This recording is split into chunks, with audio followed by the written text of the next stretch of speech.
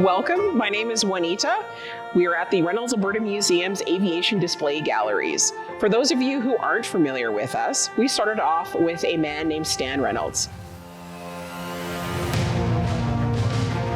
He was a pilot in World War II, and with his wartime savings, came back to Wetaskiwin and started up a used car dealership. He also started collecting, and eventually his collection grew to the point that he couldn't take care of all of it and offered it to the provincial government. The provincial government took a portion of his collection and started this museum. We opened up in 1992 as the Reynolds Alberta Museum.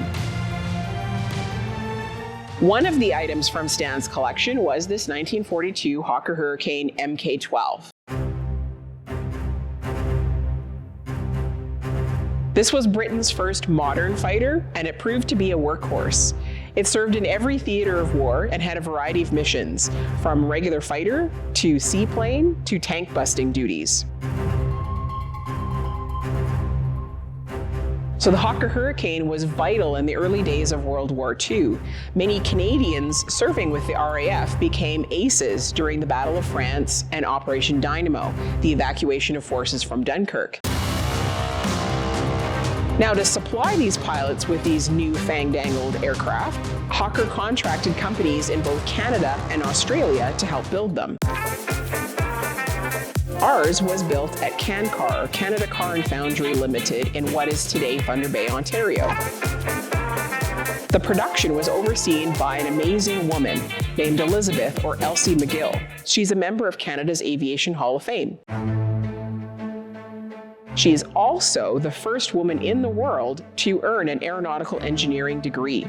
Most of her employees were also women, thus proving that women were just as capable as men. During their peak efficiency, they were producing 3 to 4 airplanes per week.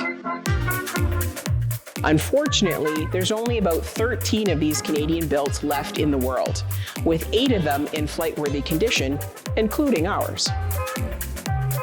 There was over 14,000 Hawker Hurricanes built in grand total, and we built over 1,400 of them here in Canada.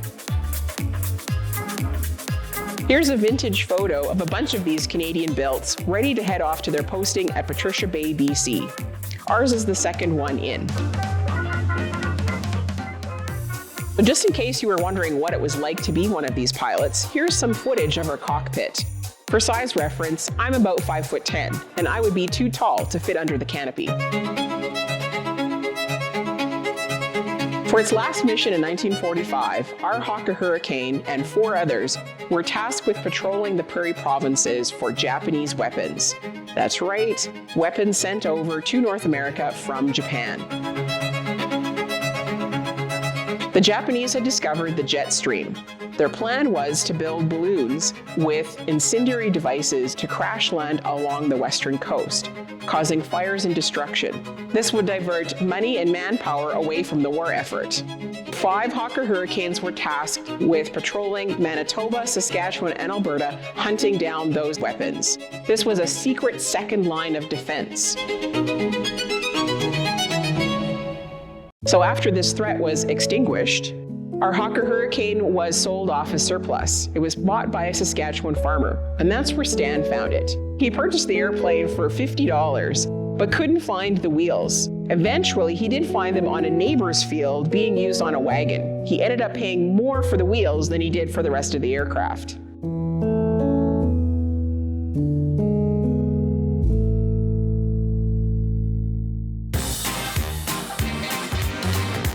In the 1980s, Stan set about restoring the aircraft. However, he didn't restore it to the most historically accurate. First off, he wanted to fly it. So that means he had to restore it to meet the safety standards and regulations of the day. Secondly, Stan may not have known what was original to the aircraft. Today, it's so easy for us to just Google something, not so much in the 1980s. Lastly, he may have known what was supposed to be on the aircraft, but he could not either acquire it or fabricate it. We decided to remedy this and took it in for an overhaul in 2020. Here's a list of 31 items that we have changed, modified, or updated on the aircraft. Some of them you will never see or are hidden away by cowling and body panels, including the footstep. The original restoration crew knew that it was supposed to snap back into place. However, they didn't know how it was supposed to work that way. Our modern restoration crew had another example and could see how the mechanism worked. If you pull it down, this guy's going to pop open. Now, this is a handhold to allow you to be able to get up onto the wing. So put your foot in the footstep and launch yourself up top. Then when you're ready to go, you just flip this guy back down and the footstep pops back into place.